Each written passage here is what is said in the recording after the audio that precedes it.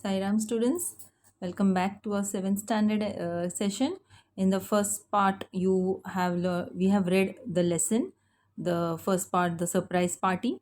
Now we will conclude the lesson in the second part. But before we go ahead, I welcome you all to the new academic year of 7th standard. You all know me, I'm Riddhimis. So let's hope we go through this session very well and you understand what I am trying to teach you.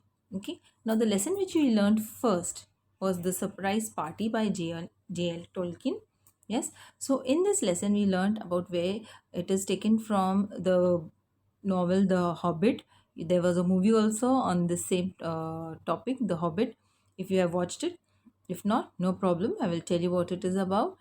In this lesson, we learned where it is Bilbo Baggins who comes in contact with Gandalf, and Gandalf tells him that he will be visiting him the next day. So the next day, Bilbo is waiting for him to arrive. So at that time, somebody knocks at the door and he finds that it's a dwarf. The dwarf name was what? What was the dwarf name? Dwardlin. Yes, it was Dwardlin. And then along with after him, many dwarves do enter in his house and they have a nice time. Why it's given the surprise party? Because it was surprise for Bilbo that so many dwarves had come to visit him, had come to his house. Now, the last to arrive was Gandalf with Thorin. Yes, Gandalf was the last to arrive with Thorin, and they had come to Bilbo's house to have food and also to discuss certain things on their adventures. Yes, so they were going to include Bilbo Baggins also in their adventures. So that is the story of the lesson, the summary of the lesson which you all read in the first session, the first part. Now we will go ahead with what we you all would like to, yes, frame sentences. Yes, in your written work we start with the frame sentences. So the first word which we have taken is enormously. What does enormously mean? It's very huge, very hugely, very big. It's very big in a big amount. Okay, so an enormously long row of carts stopped in the street. So I have used the word enormously in my sentence. An enormously long row of carts stopped in the street. Okay, then the second word I have taken is wits means thinking capacity or thought. So wits, I found it very hard to keep my wits about me. What's the sentence we have used here? I found it very hard to keep my wits about me. So over here we have used the sentence wits, which means thought, thinking about capacity. Okay, there is a phrase also, at one's wits end, where you come to end of a thinking capacity is the meaning of that phrase over there, but we have used only the word wits over here. Moving ahead, the third word we have is throng. Throng means a crowd. What is the meaning of throng? A crowd, group, or a, in numbers, a big number. A throng of policemen surrounding the gang of thieves. Yes, so the sentence we have used here, that a throng of policemen surrounded the gang of thieves. Then goblin. Yes, you know what's the meaning of goblin?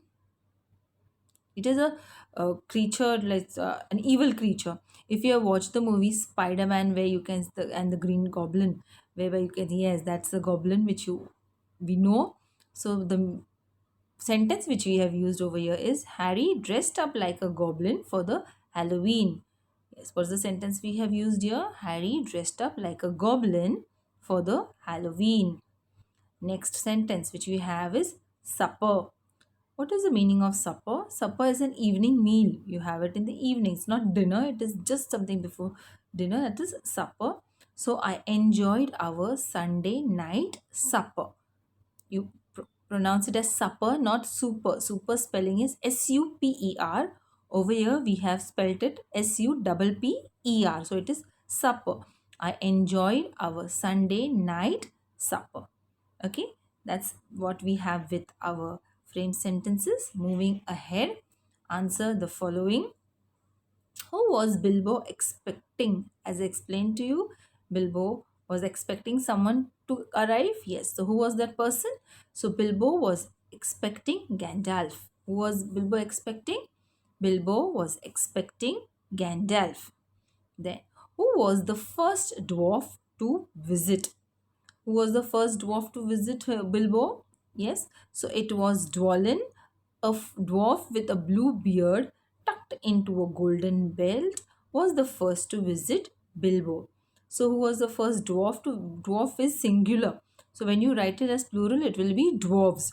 So, Dwalin, a dwarf with a blue beard tucked into a golden belt, was the first to visit Bilbo, because at that time Bilbo was expecting Gandalf, but instead of Gandalf, who had visited him? It was Dwalin. Move ahead. How did Bilbo react when guests started pouring in? Guest means after Dwalin also many dwarves started coming into his house. So what was his reaction? See, Bilbo's house was very small.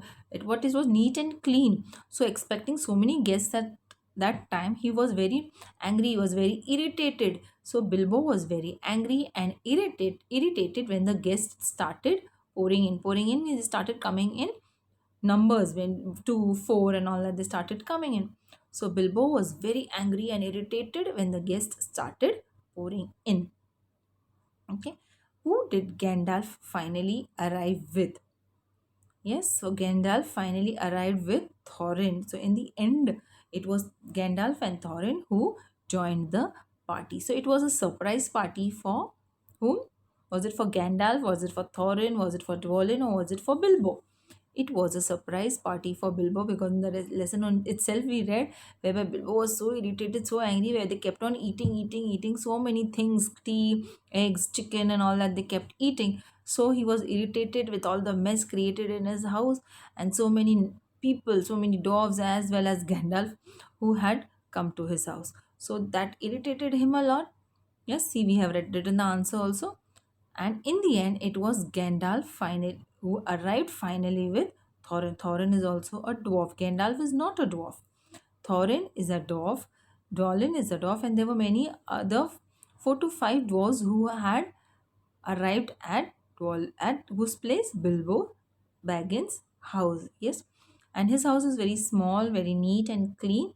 So he was, but obvious, angry with all the mess which was created in the house, and they kept on ordering. They want this to eat, this that to eat, all those things they had kept ordering from Bilbo. Okay, I hope this is clear with you, children. Yes, we move ahead. Okay, now over here, match the words in column A with their synonyms in column B. What do you mean by synonyms? Synonyms means meanings, a word which means the same. Yes, you have learned synonyms and antonyms in your earlier standard. So we will be learning them in our 7th standard, and you will be learning it right ahead till you complete your 10th standard as well.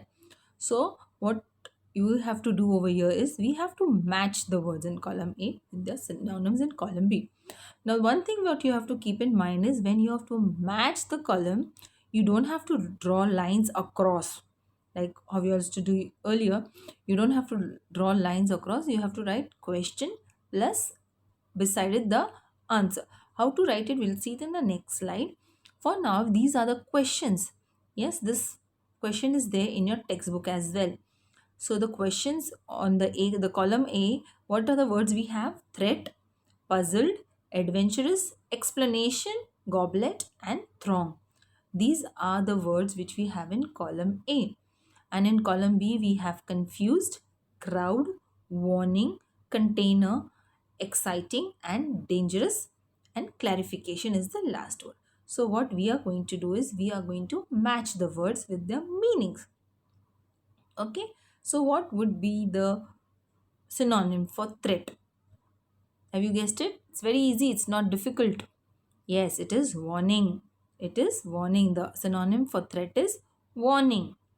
Puzzled, the next one. I am puzzled. Very good. It is confused. Puzzled means confused. Good children. Then adventurous. What will be for adventurous? Exciting and dangerous. You must have read uh, stories and all that. So adventurous means something which is very exciting, but at the same time it is quite dangerous as well. Next, explanation. It is not explanation, it is explanation. So what does mean by explanation? You explaining something, you're getting things cleared. So that means clarification. The last answer on B side, clarification. Goblet. Does that word remind you of something? A movie? Harry Potter and the Goblet of Fire? Yes, so it's a container. What is a goblet? It is a container. The answer is container. And throng, we have already done it in the frame sentences. Throng means a crowd. Okay, so this we have just done it orally. Let's see what the answers are. Here we have the answers. Threat means warning. Puzzled means confused. Adventurous means exciting and dangerous. Explanation means clarification. Goblet means container. Throng means crowd. I hope this is clear to you, children. Very good. We move ahead. Yes. Pick out the nouns and state its kind. It's not new. You're not learning something new. This you have learned. Been learning it in your primary section. You have learned it in your fifth standard as well. Okay. So what we are going to do over here, pick out the nouns and state its kind. So what is a noun? Yes, you all know what is a noun? Yes, naming words are called nouns. What are nouns?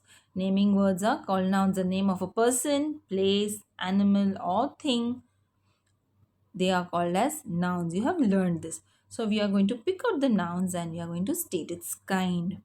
Next, my class is known for its discipline. This is the first sentence which we have. My class is known for its discipline. So which is the noun, which are the nouns in these sentences? The first sentence we have two nouns, class and discipline. Class is a common noun.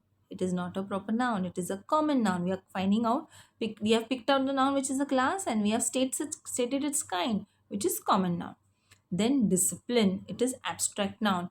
You all know what an abstract noun is? Yes, noun or the virtues, which things which you cannot feel, you cannot touch those things, you cannot see those things, but you can only feel them. Those are called as abstract nouns. So discipline, honesty, bravery, all these are abstract nouns.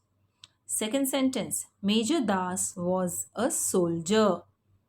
Major Das was a soldier. Till many of the students make mistake in writing the spelling of soldier. They either write it SOILDER, SOLDER, SOLLIDER. So we get variety of spelling of soldier, but the spelling of soldier which you are seeing on the screen is the only spelling of soldier. There is no other spelling of this. Is the only correct spelling of soldier. So we'll pick out the noun over here. Yes, we again in this sentence we have two nouns, Major Das and soldier. Yes, so Major Das is a proper noun as well as soldier is a common noun. Can be any soldier, but the name given over here is a proper name given over here, so it is a proper noun. So Major Das was a soldier. In this sentence we have Major Das as the proper noun and soldier as the common noun. I hope this is clear to you, children. Very good. Moving ahead. It is best to tell the truth. Yes, it is best to tell the truth. We have only one noun over here, that is truth. Abstract noun. We have already discussed what abstract noun is here. Best is not a noun over here, it is an adjective. So only truth is the noun over here, which is an abstract noun. Next, my mother is a doctor. See, I have taken simple sentences. These are some of the sentences which are there in your 7th standard English textbook. So few sentences I have taken from them. So these few of them are from the textbook. So my mother is a doctor. Mother and doctor both are common nouns. Both are common nouns. So mother is a name given to a person who you depend on, who gives birth to you. So but if your mummy is having a name, so that name will become a proper noun. But mother is a common noun, as well as doctor is also a common. If that name of the doctor is given, like Mr. Rahul, Mr. Deshpande, all that will become a proper noun. But doctor, the word doctor is a common noun. So my mother is a doctor. So in this sentence, mother becomes a common noun. Doctor is also a common noun. Yes, children. I hope you have understood whatever I have told you about the lesson. I have explained the summary of the lesson. We have seen the frame sentences. We have done a few question answers, and that's match the column of synonyms, and we have done the grammar part also. That is just a recap of what you have learnt in your sixth standard. I hope this is clear, children. Yes, it should be clear. If you don't understand, you can anytime go back to the video, go through it once again, and try to understand what you have not understood. Yes, so I will take your leave now. Good day. Thank you.